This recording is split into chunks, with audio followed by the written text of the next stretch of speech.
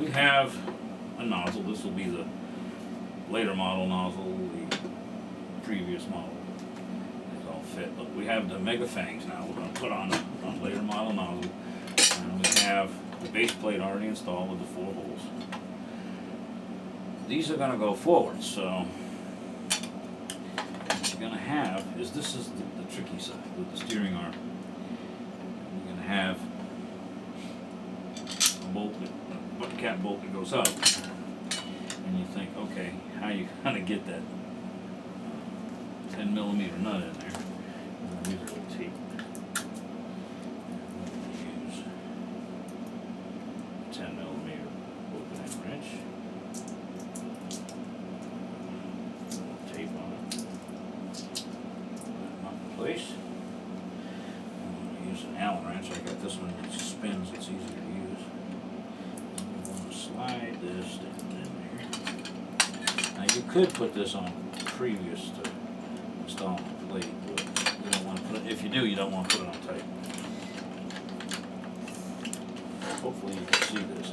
It's so hard to do this where you can see it, but here we go. Get that. And we take the tape, doesn't matter, tighten that up. Now, that's on there. Now, what we want to do is we want to do the other side. That one's much easier to do.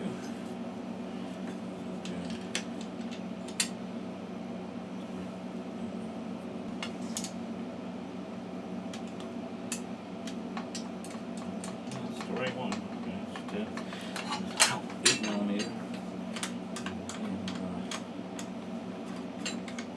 This here.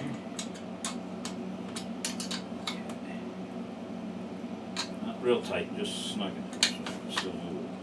Now, once that's on, again that's facing forward, we're going to put locking tabs, and there's a left and a right, so this would be the right side.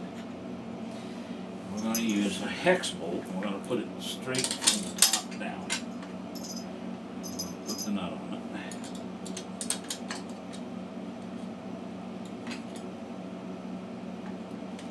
Put my fingers in here. And put it on here. This, I'm going to put a locking tab on this side.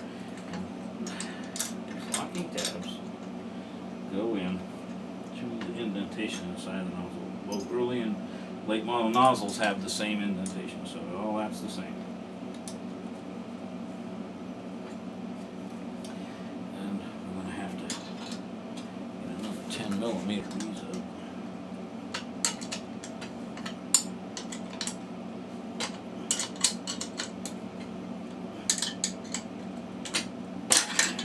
This one.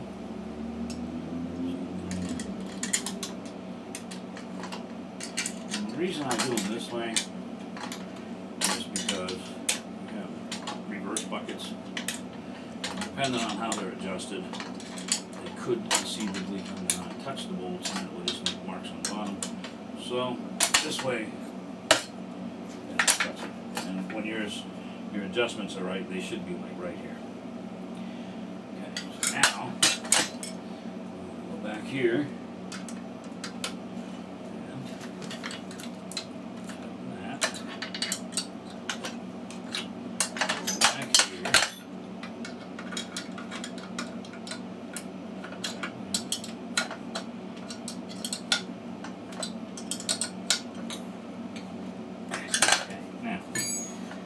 Now put a set of MEGA FANGs onto a late model nozzle.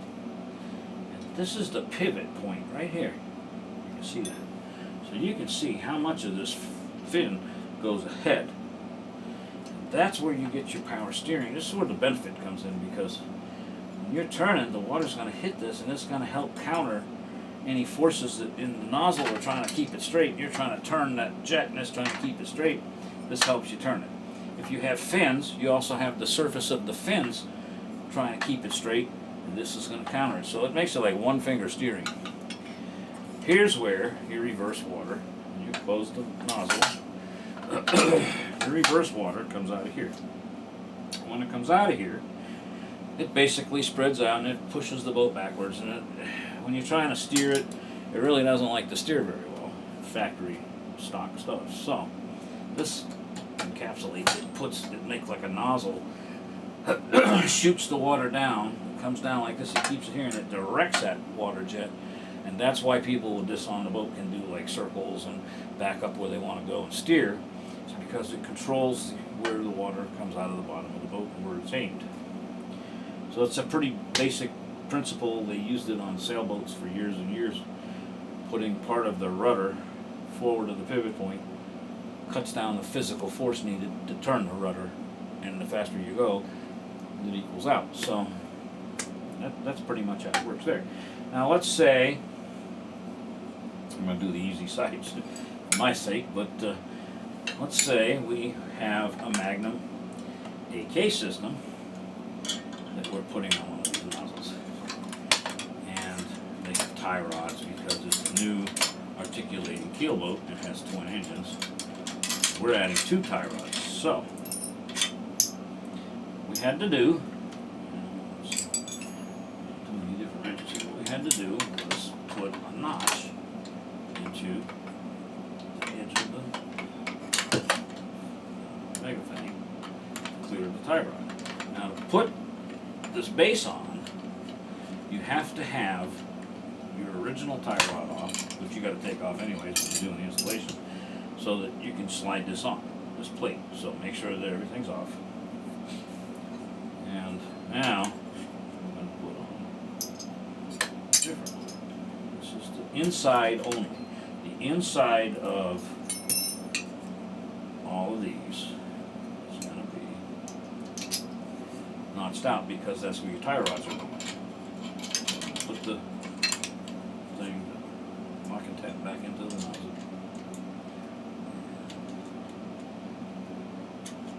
Fingers in here. Get that going.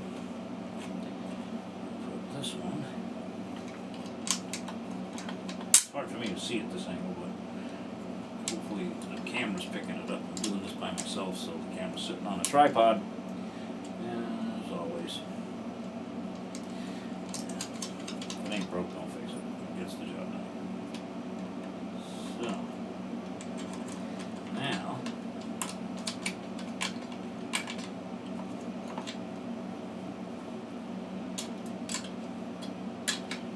when you open up your package, you're going to see 2 regular fangs, and you're going to see 2 of the fangs that are cut out. So obviously they go on the inside. So this is where your tie rod would be. Got bolts around here for it someplace. Sitting on it. And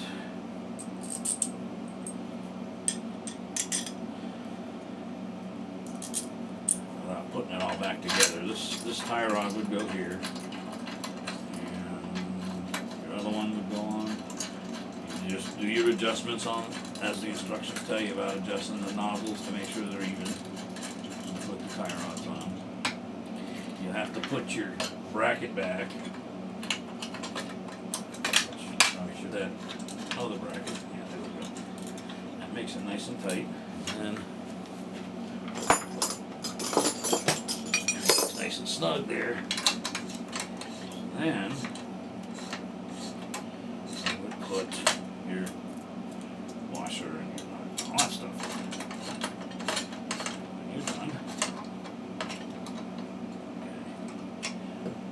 Your steering, okay, it's going to go in here.